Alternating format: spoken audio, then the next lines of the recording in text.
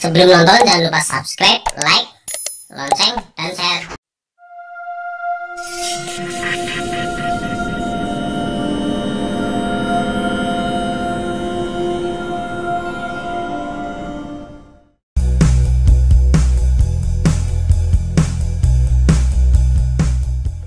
Semangat pagi mitra NASA dimanapun berada.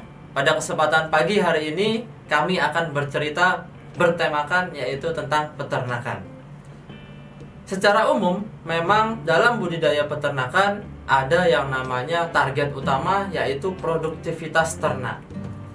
Apabila kita lihat dari produktivitas ternak, ternyata ada faktor-faktor yang berpengaruh.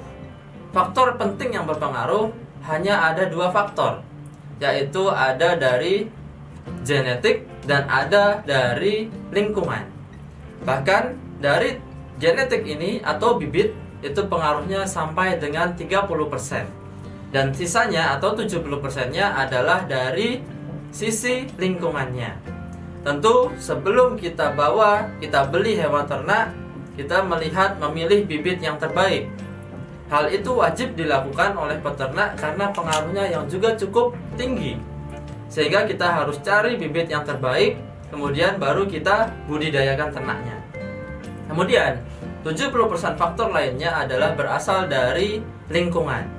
Ternyata ada lagi beberapa sub faktor dari lingkungan tersebut. Apa saja? Itu kurang lebih ada 5 faktor. Yang pertama ada faktor yang namanya iklim atau cuaca. Ini berkaitan dengan suhu. Tentu kita masyarakat Indonesia hanya mempunyai 2 musim, yaitu musim panas dan musim dingin. Ketika musim panas, tentu suhu udara di sekitar peternakan kandang itu menjadi lebih panas.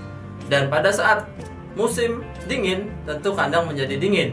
Tentunya di sini peran peternak sangat diperlukan dalam faktor ini.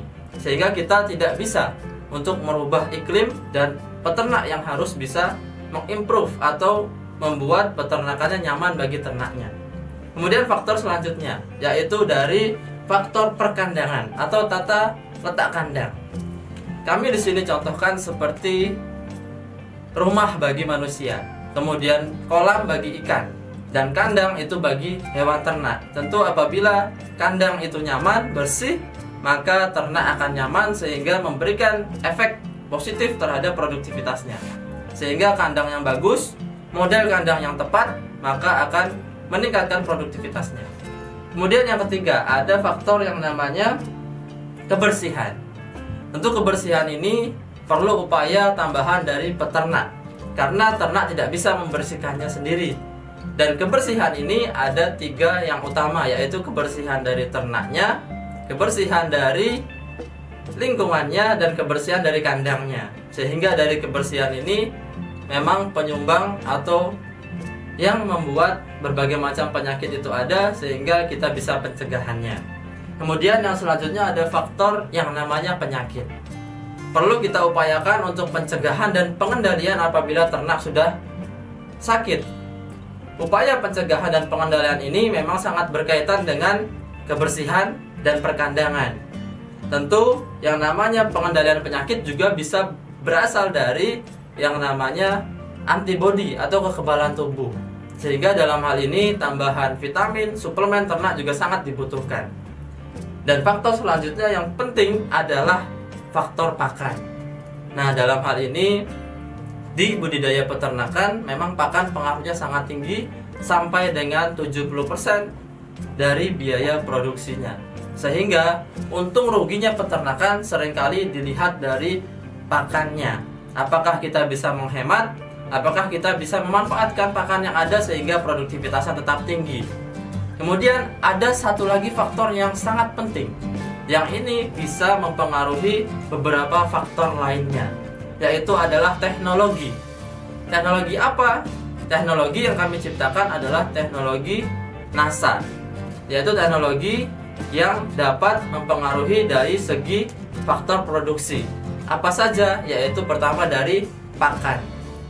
Dengan NASA, kita bisa lihat di berbagai wilayah tempat ternyata bisa yang namanya menghemat pakan. Artinya dengan penghematan ini keuntungan bisa menjadi lebih tinggi. Kemudian bukan hanya menghemat pakan, tetapi kita bisa menggunakan pakan yang sederhana, tidak terlalu mahal, tidak juga terlalu murah, cukup yang sederhana tetapi ternaknya produktivitasnya juga baik. Kemudian yang kedua, bukan hanya dari pakan, ternyata juga bisa pengaruhnya dari penyakit. Karena apa? Karena yang namanya POC-NASA dan hormonik ini juga ada di dalamnya mengandung mineral dan vitamin. Tentu mineral kita tahu juga bisa membantu menambah nafsu makan dan mengaktifkan enzim-enzim dalam pencernaan. Sehingga bukan saja dia mengandung mineral dan vitamin, tetapi efeknya dia akan pakannya menjadi lebih banyak, lebih sehat, dan dengan adanya vitamin bisa menjaga kekebalan tubuh, meningkatkan kekebalan tubuh sehingga penyakit yang masuk itu bisa dilawan. Kemudian yang ketiga adalah faktor dari kebersihan. Tentu kalau kita tahu bahwa kandang yang kotor, kandang yang basah, kandang yang lembab akan menjadi sumber penyakit. Tentu setelah kita menggunakan produk NASA, teknologi NASA, ini bisa kita tekan dengan cara meningkatkan penyerapan pakannya tadi.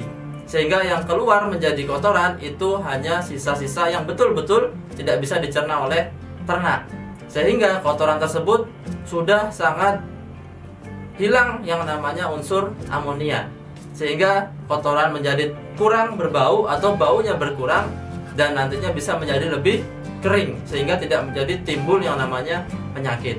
Jadi dengan adanya teknologi tersebut kita bisa tingkatkan faktor produksi dalam budidaya peternakan, baik itu dari ke 70% yaitu lingkungannya, bahkan nanti bisa memaksimalkan potensi genetiknya. Demikian, jangan lupa like, subscribe, dan bagikan serta bunyikan loncengnya agar tidak ketinggalan informasi-informasi terkini yang akan kami sajikan di media-media sosial NASA lainnya.